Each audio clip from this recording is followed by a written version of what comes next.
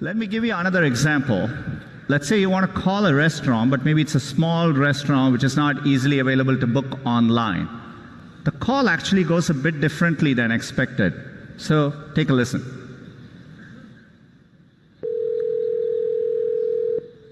See, how may I help you? Hi, I'd like to reserve a table for Wednesday the 7th. For 7 people? It's for 4 people. 4 people when? Today? Next Tonight? Wednesday at 6 p.m. Oh, actually we reserve for like after like 5 people. For 4 people you can come. How long is the wait usually to be seated? For when, tomorrow or weekday or? For next Wednesday, the 7th. Oh no, it's not too busy. You can come for 4 people, okay? Oh, I gotcha. Thanks. Bye bye.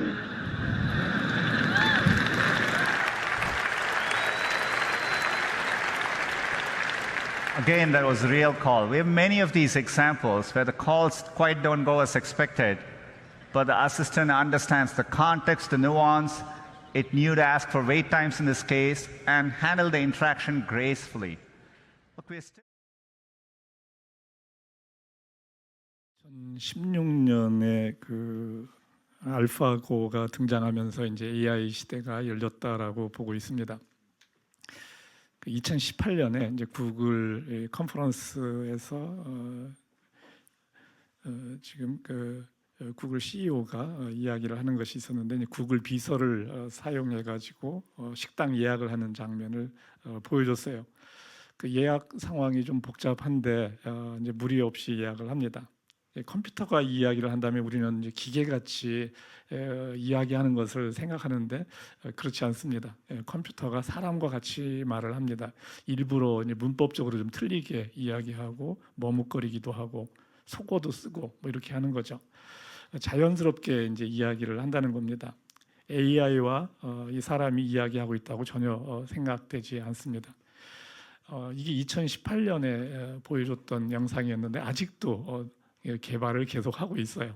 아직도 완전치가 않다는 거예요. 그래서 상용화되기에는 조금 더 시간이 좀 필요한데 여하튼 그렇게 가고 있습니다. 다음 슬라이드. 작년에 제가 썼던 책 나는 누구인가를 이제 중국어로 좀 번역할 필요가 좀 있어서 그 AI를 써서 이제 챗GPT를 써서 이제 번역을 했었습니다. 이제 중국어로 번역을 하면은 중국어로 제대로 됐는지 제가 확인할 수가 없어요. 중국어를 잘 모르니까. 그래서 일단 영어로 번역을 시켰어요. 순식간에 번역을 하죠. 제가 한 거는 순식간에 번역을 하는데 다시 이제 번역된 거를 제가 이제 내 의도와 다른 것들을 찾아서 이제 수정하는데 이제 며칠 걸렸어요.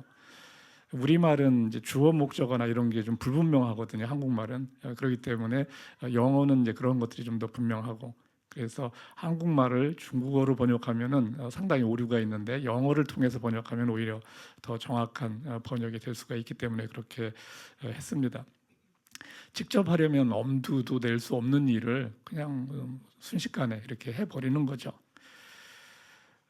요즘은 그 휴머노이드라고 그래가지고 인간을 닮은 로봇 이것을 많이들 개발하고 있어요. 테슬라에서도 이거를 개발하려고 애를 쓰고 있습니다. AI를 탑재한 이 휴머노이드는 이제 고도의 이제 지능을 갖춘 이제 자율적 존재가 되는 거죠. 인간을 대신해서 이제 다양한 일에 투입하려고 생각하고 있고. 이러한 것이 이제 물론 이제 시간이 좀 걸립니다. 우리들은 이미 영상을 통해서 너무 첨단적인 걸 봐가지고 금방 그것이 올 거라고 생각하지만 시간은 이제 10년, 20년 이런 정도의 시간이 걸려요. 뭐 자율주행도 금방 올 것 같았지만 또 그렇게 생각보다는 좀 시간이 걸리는 그런 것을 이제 보게 됩니다. 인간의 통제를 벗어난 AI 이것에 의해서 인간이 멸종될 수 있다라고 우려를 하는 사람들도 있습니다. AI 시대에는 그 인공지능이 우리의 이제 생각을 대신하는 거죠. 내가 생각하는 거를 AI에게 맡기면 더 나은 생각들로 우리가 어떤 일을 할 수 있게 된다는 겁니다. 10년 후가 되면은 이제 AI가 우리 삶 속에 훨씬 많이 들어올 거고 30년 후에는 이제 엄청난 변화가 있다는 것이 이제 절감이 될 것입니다. 여기에는 이제 그 시대에 살지 않은 분들도 있고 저도 30년 후에는 알 수가 없습니다. 오늘 주제는 이제 AI 시대 나는 누구인가. 이게 몇 년 전에도 한번 제가 다뤘던 주제인데 또 그 사이에 제 생각도 좀 달라지고 환경도 바뀌기 때문에 같은 주제를 해도 환경 속에서 계속 조금씩 다른 이야기를 이제 할 수밖에 없습니다. 유발 하라리가 있어요. 유발 하라리 2002년 옥스퍼드 대학에서 박사를 받았고 이제 중세 전쟁사를 전공을 했습니다. 예루살렘 히브리 대학에서 역사 교수를 하고 있고 플론스키상도 받았고 유대인입니다. 그 무신론자, 완전한 무신론자예요. 완전한 무신론자라고 하는 것은 아메바로부터 사람까지 온다는 것을 믿는 거예요. 이제 진화론자도 유신론적 진화론, 무신론적 진화론자가 이제 다릅니다. 2017년에 이 사람이 이제 호모데우스라는 책을 썼어요. 발행을 했고 우리나라에서도 많이 팔렸습니다. 이 사람이 이제 그 호모사피엔스를 썼었고 그 다음에 호모데우스를 썼고 그리고 최근에 작년에는 이제 넥서스라는 책을 썼습니다. 이 전체적으로 보게 되면은 우리나라에서 이 55만 부 호모데우스 같은 거는 이제 55만 부가 팔렸고 전 세계에서 1000만 부 팔렸어요. 근데 한국에서 55만 부 대단한 거예요. 우리나라 사람이 이 과학적인 거 그리고 새로운 거에 대한 호기심이 많고 그거에 대한 학습 능력이 있어요. 그래서 좀 독특한 민족성을 우리가 또 갖고 있는 면이라고 생각됩니다. 호모라고 하게 되면은 그 라틴어로는 사람 속, 사람 속이라고 해요. 속. 그러니까 어떤 표현이죠. 분류 체계상 사람 속이고 사피엔스는 이 현 인류라는 표현입니다. 현 인류의. 그래서 호모 사피엔스 하면 현 인류의 사람, 여러분들을 얘기하는 거예요. 여러분을 이제 호모 사피엔스라고 얘기합니다. 호모가 근데 아까 이제 사람 속이라는 것은 라틴어고 호모가 우리가 생각하는 호모 있잖아요. 그러니까 동성애자를 이제 호모섹슈얼이라고 하는데 그때 호모는 이제 이것은 그 헬라어입니다. 그리스에서 이제 온 표현이고 이제 같은 닮은 이런 거 할 때 이제 호모라고 써요. 그래서 이 호모사피엔스일 때 호모는 다 다른 뜻이라는 거죠. 사람이라는 뜻으로 여튼 쓴다는 것입니다. 이 사람이 쓴 이제 첫 번째 책이 호모사피엔스 여기에서는 이제 구석기 이후에 존재하는 현재 인간에 도달하기까지를 이제 쓰는데 우리가 어디에서 왔는지를 이야기하는 거죠. 사실 알려주지는 못하고 우연한 사건의 발생으로 여기까지 왔다라는 것을 이야기합니다. 137억 년 전에 이제 빅뱅으로 우주가 시작되는 사건이 발생했지만 원인은 모른다. 원인은 모른다. 우연하게 발생했다는 거죠. 그 45억 년 전에 이제 지구가 형성되고 38억 년 전에 생명체가 등장한다. 원인은 모른다. 그런데 그러면은 너무 무지하지 않냐 싶은데 언젠가 알 수 있다라고 믿어요. 언젠가. 그게 당대에는 아니지만 뭐 몇백 년 지나면 알 수 있다라고 이제 믿는 거죠.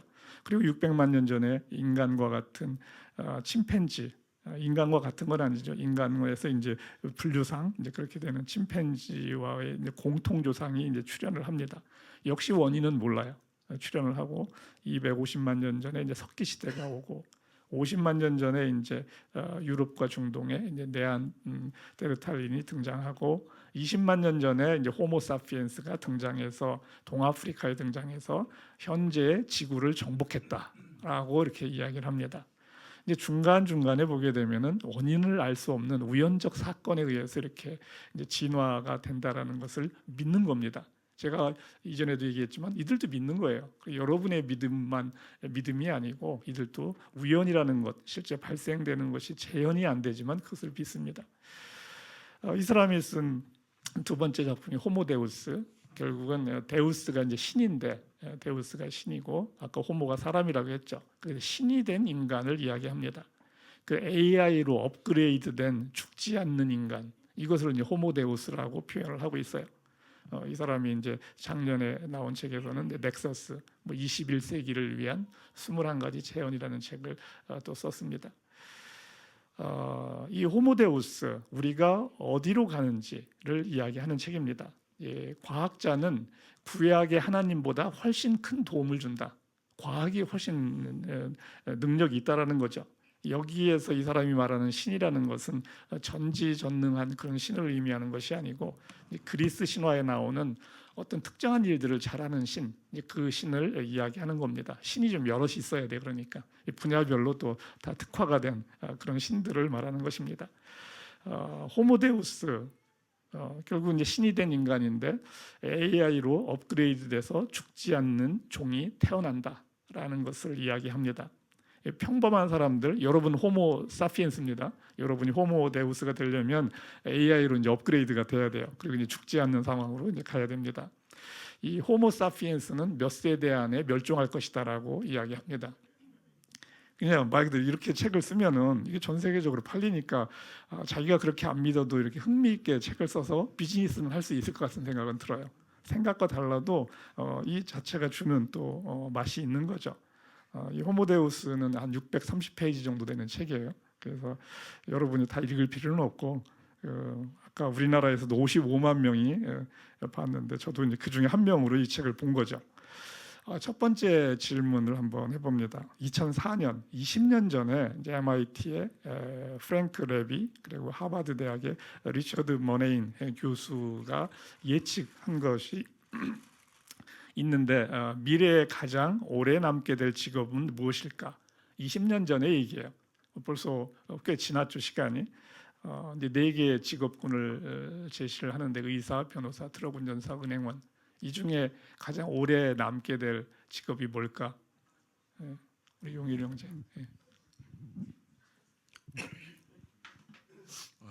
20년 전에 질문 뜨는 거죠. 저 사람들이 예측한 걸 물어보는 거예요. 지금 이제 용일 형제의 생각을 물어보는 게 아니고 20년 전의 예측. 의사가 아닐까. 20년 전에 의사는 오래 남을 것이다. 예. 결국 이제 사람을 다루는 의사는 필요하니까. 이 사람들 아니 지금 용일 형제 생각을 물어보는 게 아니고 그 사람들이 의사라고 의사라고 했을 것 같다 이거죠. 이 사람들은 뭐 당시 이제 어떤 전문가죠. 트럭 운전사를 얘기했어요. 트럭 운전사. 자, 그러니까 여러분들을 뭐 대가들이 막 예측하는 거 이런 거를 너무 이렇게 신뢰할 건 아니라는 거예요. 시간이 지나면 꽤 많이 틀린다는 거예요. 당시에는 꽤 말되는 이야기고 뛰어난 생각들인 것 같지만 지나고 나면 다른 결론으로 간다는 거죠. 근데 그때는 이미 그 사람들이 없기 때문에 상관없어요. 그 사람들은 뭐 억울할 것도 없고 그때 어떤 자신들의 일을 했던 거죠. 트럭 운전사가 사실은 이제 쉽지 않은 직업이 될 건데 20년 전에는 이건 사람이 할 거다라고 생각했다는 거죠.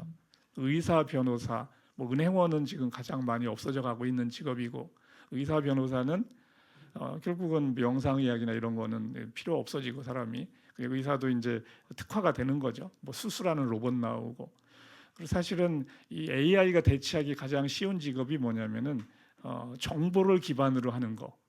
지식 기반으로 된 거를 가장 쉽게 대체할 수가 있어요. 왜냐하면 엄청난 정보량을 얘는 갖고 있을 수 있기 때문에 사람은 학습에 의해서 제한된 정보밖에 없잖아요. 근데 AI는 정보량이 워낙 많기 때문에 그런 직업들이 이제 쉽게 대체가 되는데 의사는 남아요. 그런데 이제 변호사도 좀 있어요. 그런데 이제는 AI를 사용해서 변호사 한 명이 10명의 변호사 일을 할 수가 있는 거죠. 그렇게 이제 많이 이제 필요 없는 상황이 돼요. 그러니까 직업이 완전히 안 사라지지만 직업에 필요한 그 사람의 숫자가 확 줄어들 수는 있다는 거죠. AI의 도움으로 그렇게 됩니다. 이 과학은 이제 빠르게 발전하죠. 많은 직업이 사라지는 것도 있고 지금 존재하지만 앞으로도 있겠지만 숫자는 훨씬 적은 사람이 그 일을 하게 되는 거죠. 일하는 시간을 그래서 이제 줄일 수밖에 없어요. 일하는 사람이 많이 필요가 없어지는 거죠. 이 남는 시간 어떻게 보내느냐 이것이 또 어려운 문제입니다. 이 쓸데없이 시간을 쓰면은 사람들은 이제 타락하는 쪽을 가게 되고 유흥하는 쪽을 가게 돼요. 이 건강하게 시간을 쓰는데 오히려 일하는 게 좋은데 물론 일을 과도하게 일하는 것도 문제지만 일이 없는 거는 더 큰 문제라는 얘기죠. 그리고 놀려면은 돈이 더 많이 들어요. 그죠? 그 일하면은 시간이라도 보냈는데 놀려면 뭐 할지, 뭐 먹으러 갈지 이런 거 생각하면 그래서 더 오히려 삶의 만족도는 떨어질 수도 있어요. 일이 너무 없으면 그 시간을 메꿔야 되기 때문에 그렇습니다. 인간의 정체성, 그 중세 이전에, 그러니까 이제 뭐 2000년 전 이제 고대 시대 때부터 그때부터를 생각하면은 인간이 신을 만들었다라고 이제 표현을 합니다. 이제 종교를 만드는 거죠. 사람이 만든 신, 만들어진 신, 뭐 이런 거와 같은 개념입니다. 그러니까 이거는 이제 하라리의 표현이고 물론 이제 무신론자들의 표현인 거죠. 호모데우스에 오기까지 어떻게 그럼 역사가 흘러왔는지를 말하는 겁니다. 인간이 이제 신을 만들었다는 거죠. 이제 그게 종교가 되는 거고, 그리고 인간이 이제 신을 밀어냅니다. 인본주의가 이제 그 발달하면서 이제 중세 이후죠. 이제 르네상스를 맞이하면서 이제 사람이 이제 상당한 지식을 갖게 되고 능력도 갖게 되니까 신을 점차 이제 밀어내는 이런 시간을 갖게 되고, 이제는 이제 신이 인간에 의해서 대치되는 거죠. 인간이 신이 되는 단계가 되는 거, 호모데우스, 이 시대를 이제 맞이하게 된다라고 이야기하는 겁니다. 21세기 과학에 의해서 우리가 업그레이드된 인간은 호모데우스가 된다는 거죠. 신본주의, 신의 우주적 계획이 인간의 삶에 의미를 부여한다라는 게 이제 신본주의죠. 그 인본주의는 존재의 의미는 사람이 만들어내는 것이다. 인간의 자유의지를 존중하고 인간의 경험이 무의미한 세계에 의미를 부여한다라고 이제 믿게 되는 거죠. 그리고 사람이 의미의 원천이고 자유의지가 이제 최고의 권위가 된다라는 것을 이야기합니다. 그리고 나서 이제 쭉 오게 되면 무신 진화론자들은 이제 자유의지, 영혼 뭐 이런 이야기를 좀 함께 됩니다. 그 영혼이라는 것은 이제 사람이 만들어낸 허구이다라고 이야기합니다. 동물과 같다라는 거죠. 사람과 동물은 차이가 없는 거고 지능이 높은 것이 이제 사람이라고 이야기하는 것입니다. 그리고 인간의 이제 존재 의미는 없다 이거죠. 우연히 존재한 것이기 때문에, 그리고 거기서 계속 진화한 거기 때문에 의미는 없다. 인간은 단지 다른 동물에 비해서 지능이 높고 협업을 잘해서 이 지구를 정복했다라고 생각합니다. 협업을 잘해서. 그리고 이 자유의지, 인간이 갖고 있는 자유의지라는 것은 이제 생화학적 알고리즘이다라고 표현을 합니다. 내가 신을 믿는다고 말할 때 사실 나는 신을 믿는 것이 아니라 내 내면의 목소리를 듣는 것이다라고 표현합니다. 내면의 목소리를 듣는 것이다. 인간은 특별한 존재인가? 특별한 존재인가? 이제 하라리는 인간의 영혼이 따로 있지 않다라고 얘기했어요. 영혼이라는 자체가 의미가 없는 거예요. 생명과 영혼은 같은 것이다. 그리고 종교에서 말하는 영혼은 사람들이 만들어낸 허구다라고 표현을 합니다.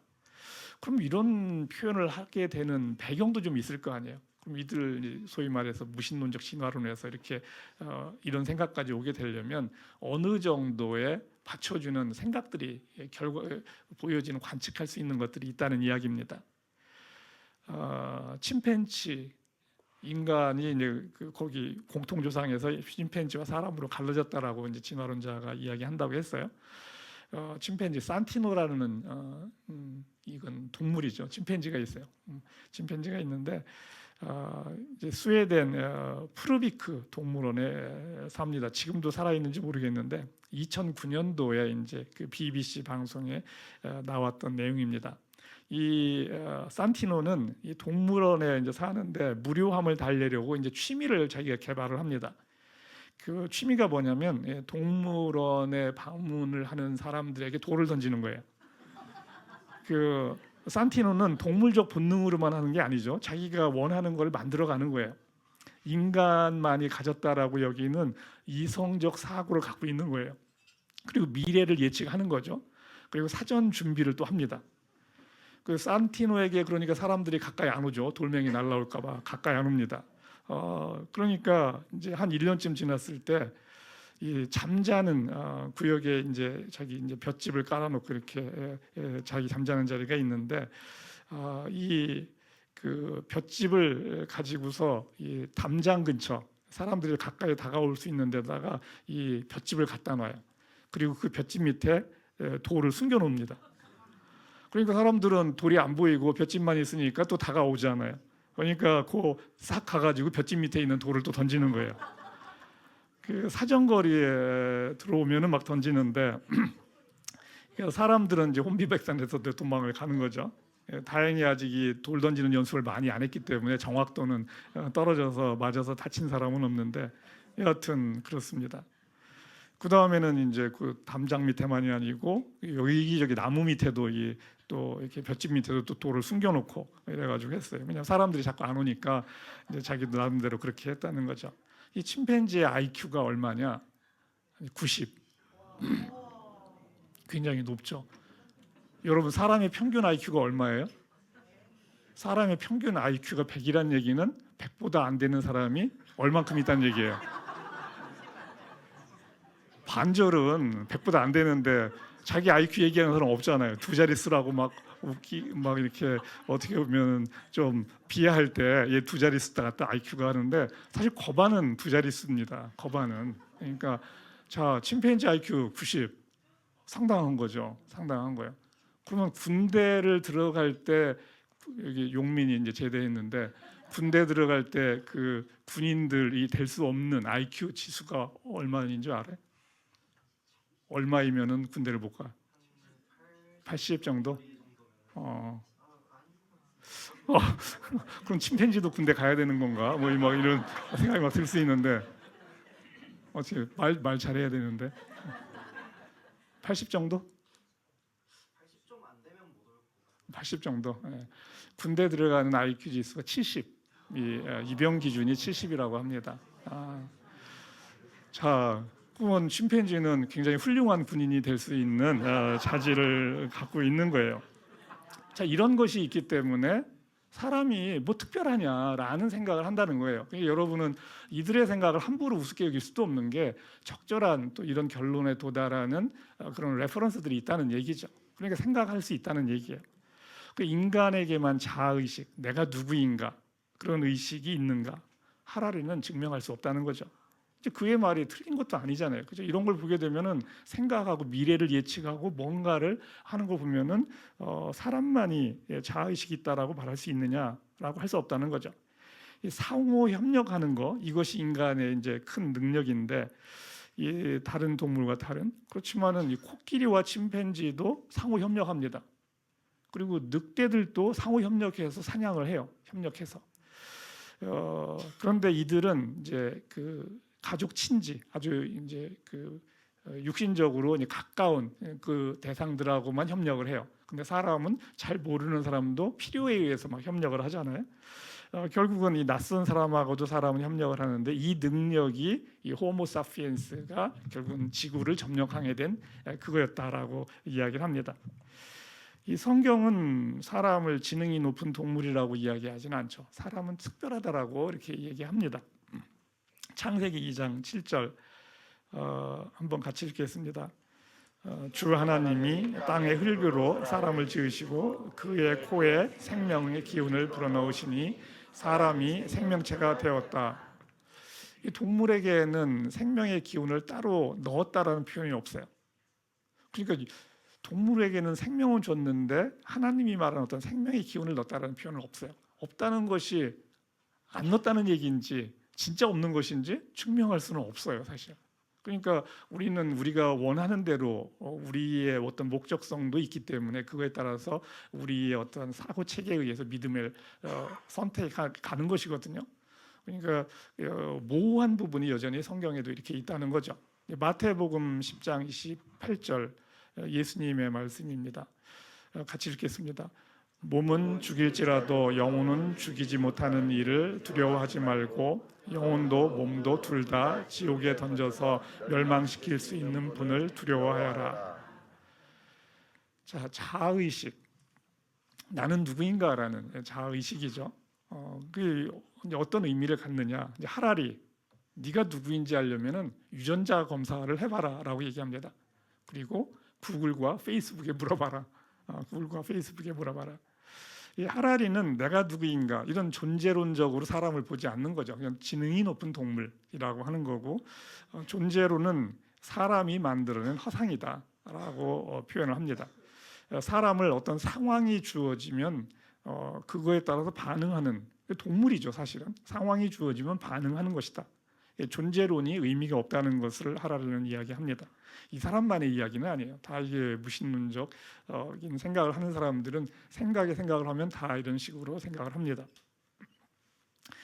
2015년에 이제 페이스북 사용자 이제 8만 6천 명을 대상으로 이 사람을 예측하는 성격을 예측하고 여튼 여러 가지 취향 이런 걸 예측하는 실험을 한 적이 있습니다. 한 10년 전에 이렇게 한 거죠. 이제 우리가 이제 페이스북이나 뭐 이런데 뭐 네이버 같은 데 가면 뭐 좋아요 뭐 이런 거 누르잖아요. 공감 표시를 눌러요. 이제 그런 거에 의해서 나의 취향이 그 AI에게 전달이 되는 거죠. 자, 두 번째 질문인데 내가 좋아요를 몇 개 누르면 AI가 집사람보다 나를 더 잘할까? AI 내가 이제 좋아요를 막 이렇게 군데군데 누르고 다녀요. 그러면은 이제 AI가 뭐 이제 구글 서버죠. 구글 서버가 집사람보다 옆에 있는 자매보다 나를 더 잘할까?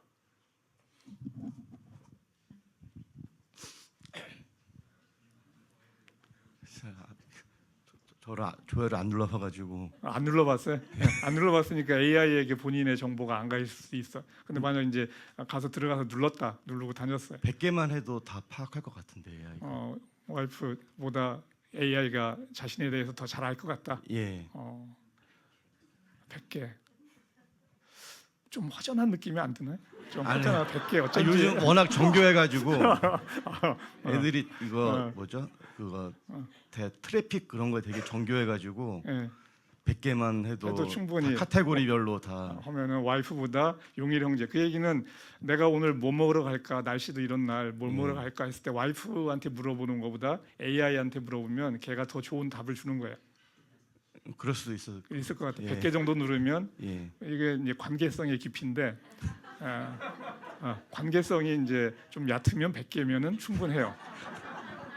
뭐 근데 왜냐면 이게 뭐 부부 관계라는 게 여러 가지 유형이 있으니까.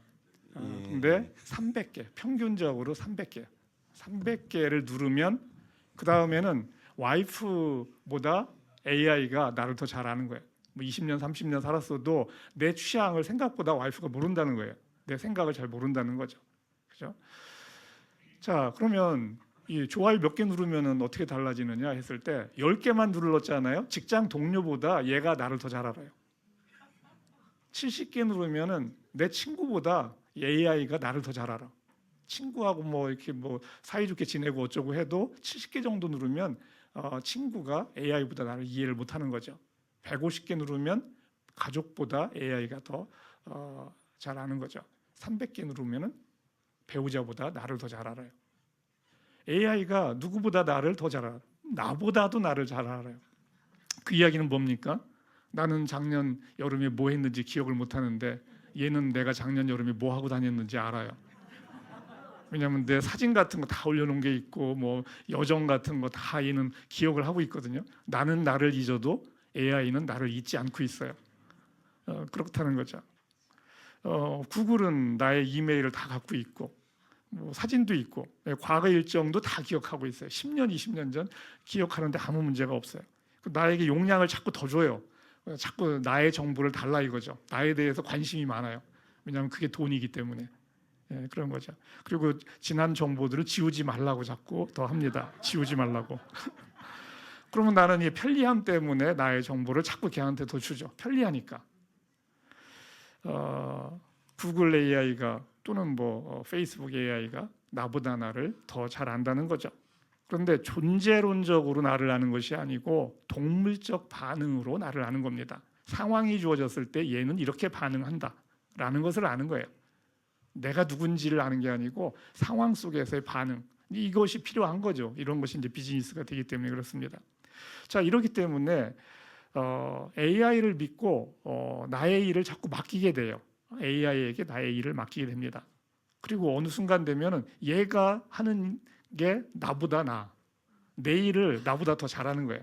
나에 대한 기억도 훨씬 더 많이 하고 있고 내 모든 정보를 갖고 있으니까. 그래서 AI가 나의 대리인이 된다는 거죠. 대신 뭐 부동산 계약도 얘가 가서 하게. 그럼 얘는 법률 조항 같은 거 다 체크하고 미심쩍은 거 다 볼 수 있잖아요. 나는 다 모르고 그냥 사인만 하는데 얘는 모든 걸 볼 수 있어요. 내 대리인으로 되고, 그리고 나서 나중에는 내 주인이 된다는 거예요. AI가 나의 주인이 된다. 자, 업그레이드 되지 못한 많은 사람들은 AI에 의해서 호모데우스가 된 사람의 지배를 받게 됩니다. 모든 사람이 AI를 자기 것으로 다 하지는 못해요. 다 사용자로 자기 정보를 넘겨줘. 근데 AI로 업그레이드돼서 그것을 컨트롤할 수 있는 사람이 결국은 지배자가 된다라는 것을 이야기하는 겁니다. 인간의 정체성. 그러면 성경은 뭐라고 하냐 이거죠. 내가 누구인지를 뭐라고 얘기하느냐. 창세기 1장 27절. 이게 오늘의 성경 본문입니다. 같이 읽겠습니다. 하나님이 당신의 형상대로 사람을 창조하셨으니 곧 하나님의 형상대로 사람을 창조하셨다. 하나님이라는 것, 하나님이란 존재는 사실 허상과 같은 거죠. 그냥 보이지 않으니까. 나한테 직접 말했다고 하지만 진짜임을 증명할 방법도 없고. 그러니까 하나님의 형상이 우리가 생각할 수 있는 최대치예요. 우리가 어떤 상상을 하는 하나님이 있을 거 아니에요. 우리의 인식 체계 속에서. 근데 하나님이라는 것은 아주 가상적 존재이기 때문에 생각할 수 있는 최대치가 이제 하나님의 형상인데 우리를 하나님의 형상으로 만들었다는 거죠. 그래서 하나님은 우리가 인식하는 순간 하나님의 형상으로밖에 인식될 수밖에 없어요. 그리고 사람을 그런 존재로 만들었다는 거죠. 결국은 존재론적으로 사람과 하나님은 같다는 거예요. 인간이 하나님의 형상이다라는 것은 인간이 하나님과 교통할 수 있다는 거죠. 커뮤니케이션 할 수 있는, 소통할 수 있는 존재라는 것입니다. 이 사람은 하나님과 관계를 맺고 이 관계를 통해서 자신을 알아갑니다. 자신의 본질이 하나님이기 때문에 그런 거죠. 그 하나님과 관계를 맺으면서 자신을 알아가요. 하나님을 알아가고, 그리고 다른 사람과의 관계를 통해서 자라납니다. 다른 사람과의 관계를 통해서 자라난다는 것은 성숙해 간다는 것이죠. 이 관계를 영혼으로 끌고 가라는 것, 이것이 이제 하나님의 뜻인 거죠. 이 성경에서 이 천사는 하나님의 종으로 만들어졌고, 그리고 또 사람의 종이죠. 왜냐하면 사람은 하나님과 같은 급이니까. 그러니까 당연히 천사는 사람의 종이 되는 것이죠. 사람은 하나님의 자녀인 거죠. 그리고 AI는 사람이 만든 종입니다. AI를 사람이 만들었으니까. 근데 이 종인데 종의 능력이 뛰어나요. 이 종의 능력이 뛰어나서 사람을 뛰어넘는 상황이 생기는 거죠. 그냥 나보다 나를 더 잘 알고 다른 사람도 더 잘 아니까 AI가 사람을 뛰어넘는, 종으로서 만들었는데 종이 사람의 능력을 뛰어넘으니까 그런 거죠. 이런 AI의 지배를 받지 않으려면 어떻게 해야 되느냐 이거죠. 나도 모르는 사이에 그 지배를 받게 되는데 어떻게 하는 것이 이 지배로부터 벗어날 수 있는 것이 되느냐라는 질문을 하게 되는 겁니다. 결국은 가장 인간적인 것에 집중을 해야지 벗어날 수 있어요. 가장 인간적인 것에 집중을 해야 된다. 그럼 가장 인간적인 것이 무엇일까라는 생각을 하게 됩니다. 인간은 내가 누구인가 이 질문을 할 수 있는 존재예요. 이 질문을 하지 못하면 사실은 동물과 같은 존재로 가게 됩니다. 내가 누구인가라는 질문할 수 있는 존재라는 거죠. AI는 스스로 질문하지 않습니다. 우리가 질문하면 답을 하는 존재예요. 그리고 어떤 행동을 할 수 있어요. 나보다 행동도 더 잘해요. 그런데 자신의 정체성이라는 것이 무엇인가에 대한 고민을 하지 않고 그 질문을 하지 않는다는 거죠. AI 능력이 사람보다 나을 수 있지만 사람에게는 질문할 수 있는 능력이 있다는 거죠. 질문을 이제 어떻게 하느냐 뭐 그런 것들은 그렇게 중요한 것이 아니고 본질적인 그 질문이 거기에 있느냐가 중요한 거죠. 스스로 질문하고 자신의 존재를 깨닫는 사람, 이 사람이 결국은 살아남는 겁니다. 인간으로서 살아남는 거예요. 그것이 아니면 동물과 같이 살다가 죽는 겁니다. 인간의 존재 목적, 하라리 같은 무신론자는 사람의 존재 목적 없다예요. 존재 이유가 없는 거죠. 뭐 더 이야기할 게 없어요. 뭐 존재 목적이란 이야기 자체가 성립이 되려면 어떤 것이냐라는 이야기를 가야 되는데 없는데 뭐 이야기할 게 있겠어요. 이 존재의 의미 이런 것은 결국은 선택의 문제인 거죠. 무신론으로 가게 되면 의미 없으니까 선택의 여지가 없어요. 고린도전서 8장 6절 이번 주 암송 구절인데 한번 같이 읽겠습니다. 이건 사도 바울의 이제 표현이고요. 만물은 하나님에게서 났고 우리는 그분을 위하여 있습니다. 그리고 한 분 주님이신 예수 그리스도가 계십니다. 만물이 그분으로 말미암아 있고 우리도 그분으로 말미암아 있습니다. 요한복음 15장 12절도 같이 읽겠습니다. 예수님의 말씀인데 내 계명은 이것이다. 내가 너희를 사랑한 것 같이 너희도 서로 사랑하여라.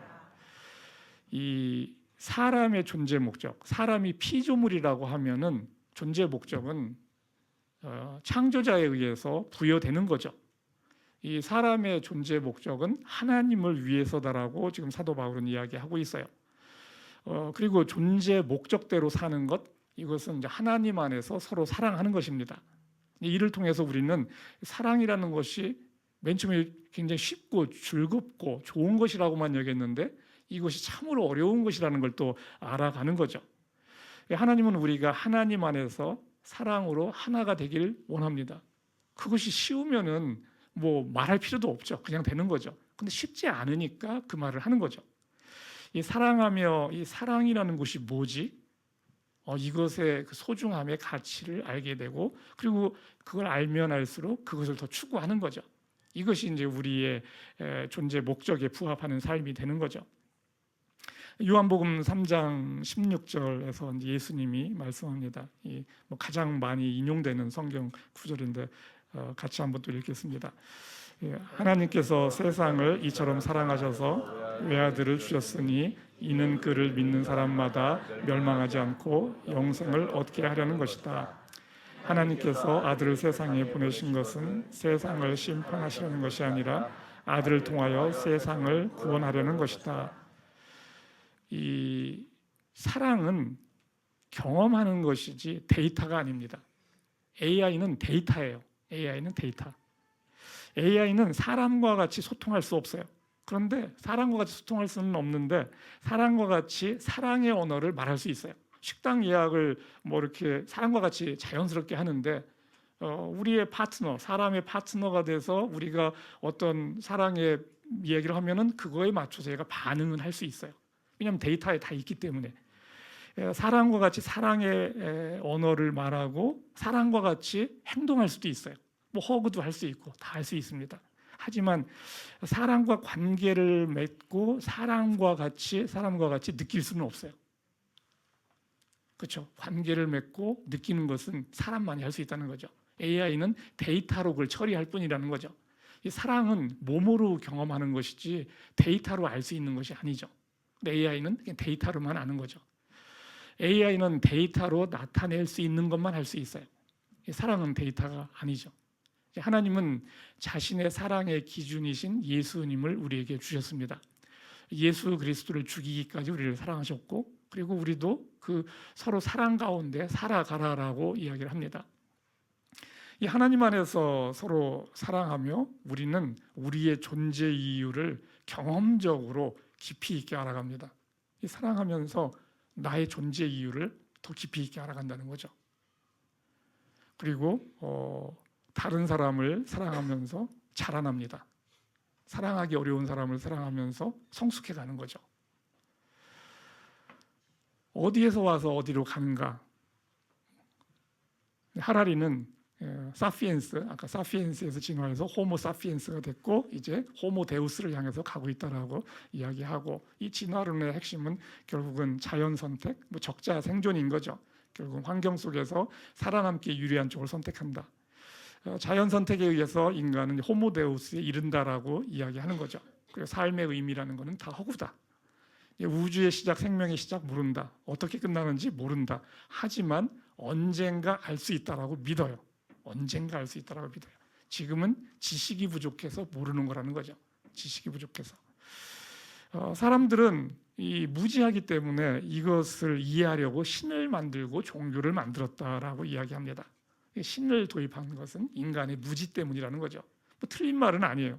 사실 제가 하나님을 믿게 되는 것은 나의 한계에 한계에 직면했을 때 그 상황 속에서 결국은 하나님을 받아들이는 거거든요. 그러니까 어떻게 보면 무지하다는 표현도 전혀 이상한 표현은 아니라는 거죠. 한계성 속에서 그걸 넘어가는 그것에 하나님이 필요했고 그것을 넘어가는데 또 도움을 주신 것으로 우리는 인식을 하는 거죠. 제 자신의 한계 속에서 저는 제 하나님을 또 믿었기 때문에 이들이 말하는 그 무지함 때문이다라는 표현을 전혀 설득력이 없다라고 말할 수는 없다는 거예요. 요한복음 8장에서 예수님이 이렇게 이야기합니다. 한번 같이 읽겠습니다. 내가 나 자신에 대해 증언할지라도 내 증언은 참되다. 나는 내가 어디에서 와서 어디로 가는지를 알기 때문이다. 우리는 어디에서 와서 어디로 가는지 모릅니다. 근데 자신이 어디에서 와서 어디로 가는지를 아는 유일한 존재가 예수님이었어요. 하늘에서 와서 또 하나님께로 간다라고 하고 다시 또 온다라고 그렇게 얘기한 유일한 존재가 예수님입니다. 예수님 당시에 많은 사람들이 그래서 이 예수님을 미쳤다라고 이야기를 했죠. 미쳤다고. 그리고 그런 예수님이 죽고 나서 부활을 하자 지금 사실 예수님을 미쳤다라고 생각하는 사람은 없어요.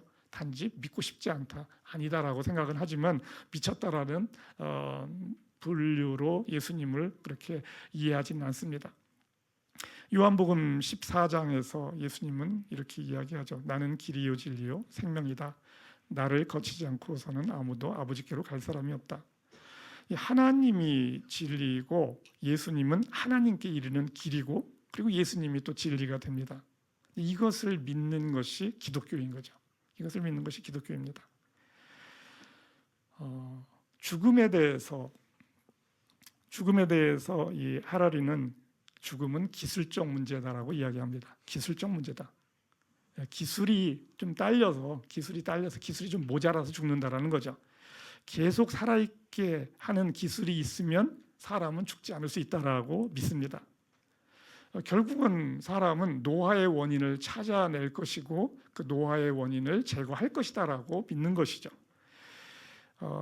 그리고 이 죽음과의 전쟁에 억만장자들은 이제 계속 도전을 하죠. 왜냐하면 억만장자는 뭐 돈 가지고 할 수 있는 게 뭡니까? 자신의 수명을 연장하는 게 최고의 관심사가 될 수 있죠.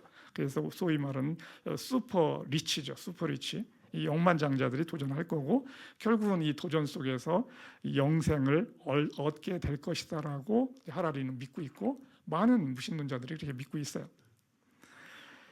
우리나라 사람의 이제 평균 수명, 평균 기대 수명이 있는데 1970년에는 62세, 그리고 2020년에는 83세. 남자 여자 합쳐서 이제 평균적으로 83세. 2070년에는 91세가 됩니다. 2070년.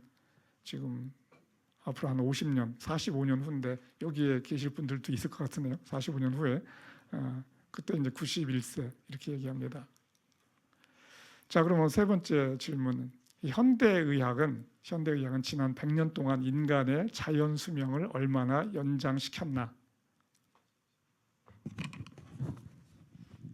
얼마나 연장시킨 것 같아요? 100년 동안 이 의학이 발달을 해서 40년. 자, 여기 질문을 잘 봐야 돼요. 예? 지문을 잘 봐야 돼요. 그 위에 지문도 줬고 밑에 질문이 있는데 그럼 현대의학은 지난 100년 동안 지문을 읽지 않고서 그냥 질문만 답하면 안 돼.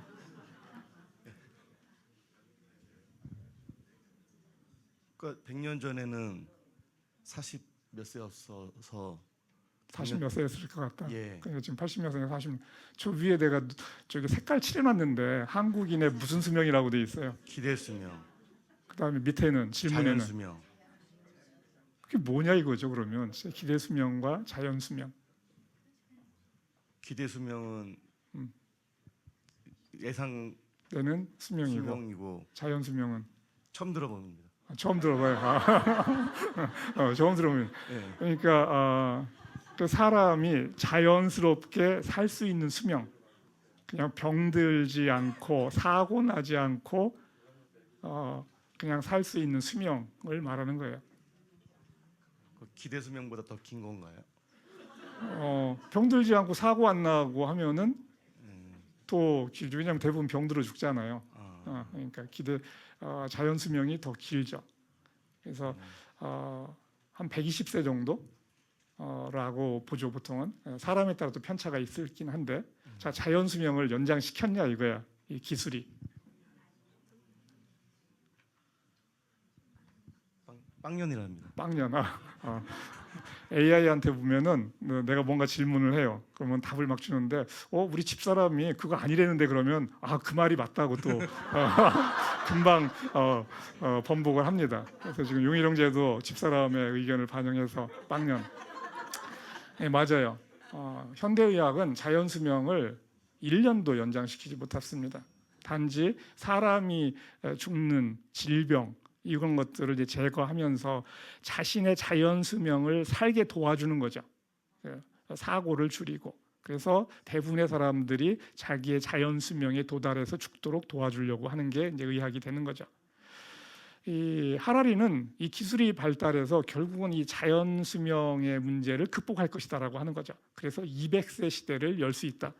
200세 시대를 열면 사실은 그다음에 200년 지나면 뭐 그때 또 기술이 발달하니까 300년, 400년 갈 수 있죠. 이렇게 갈 수 있는 사람은 슈퍼리치, 엄청 돈이 많은 사람들은 해당되고 여러분에게는 해당 안 됩니다. 여러분은 그러니까 이렇게 오래 살 생각까지는 하지 않으셔도 괜찮아요. 자연 수명을 결국 극복하면은 사람은 뭘로 죽는다? 사고로만 죽는 겁니다. 질병이나 이런 것들은 다 해결되고 사고로만 죽게 되면 죽음에 대한 공포가 더 클 수도 있어요. 사람을 만나는 걸 두려워할 수 있죠. 저놈이 나를 해치면 난 죽을 수 있는데 죽음에 대한 공포는 더 커질 수 있어요. 왜냐하면 다 1000살, 10,000살 막 살 수 있는데 누가 날 죽이면 살 수가 없잖아요. 그러니까 서로 각자의 영역을 지키기 위해서 했을지도 모르죠. 성경은 그러면 뭐라고 이야기합니까? 5장 12절 로마서에서 사도 바울은 이렇게 이야기합니다. 같이 읽겠습니다. 한 말미암아 제가 세상에 들어왔고 또 그 죄로 말미암아 죽음이 들어온 것과 같이 모든 사람이 죄를 지었기 때문에 죽음이 모든 사람에게 이르게 되었습니다. 이 성경이 진리가 되려면 사람은 죄로 죽어야 돼요. 그죠? 성경은 이렇게 이야기하고 있으니까. 사람이 기술적으로 영생을 하고 사고로만 죽는다. 그러면 성경은 틀린 거죠. 성경은 더 이상 진리가 안 됩니다. 진리를 담은 책이 되지 못하는 거죠. 만약 기술적으로 죽음의 문제를 극복하면 성경은, 기독교는 사라지게 돼요. 하나님이 그때까지 이 땅을 살아가게 할지 아닐지는 그건 또 하나님의 몫이 되겠죠. 요한복음 5장 40절 같이 읽겠습니다. 아들을 보고 그를 믿는 사람은 누구든지 영생을 얻게 하시는 것이 내 아버지의 뜻이다. 나는 마지막 날에 그들을 살릴 것이다. 성경은 어려운 이야기를 너무 쉽게 해요. 이거는 내가 증명할 수 없는 이야기인데 그냥 이렇게 평이하게 기술을 하고 있어요. 영생이 있는지는 사실 우리는 증명할 수 없어요. 그죠? 죽어봐야지 확인이 되는 거죠. 그런데 아주 이렇게 간단하게 쓰고 있습니다. 예수님의 부활은 2000년 전의 사건이고 사실 그 재현이 안 되잖아요. 재현이 돼야 증명이 되는 거거든요.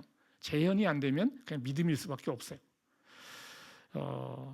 성경은 내 존재가 하나님의 형상이다라는 것을 이야기하죠. 이것을 깨달으면 예수님의 이 말씀이 참이고 나는 죽지 않는 존재이구나라는 것을 깨닫게 되는 거죠. 결국은 내가 하나님의 형상인지를 깨닫는 것, 이것이 중요하다는 것이죠.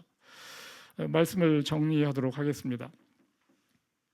여러분은 AI 시대의 초입부에 지금 살고 계세요. AI 시대의 초입부에. 나보다 나를 더 잘하는 AI에게 나는 나의 중요한 선택들을 맡기게 됩니다.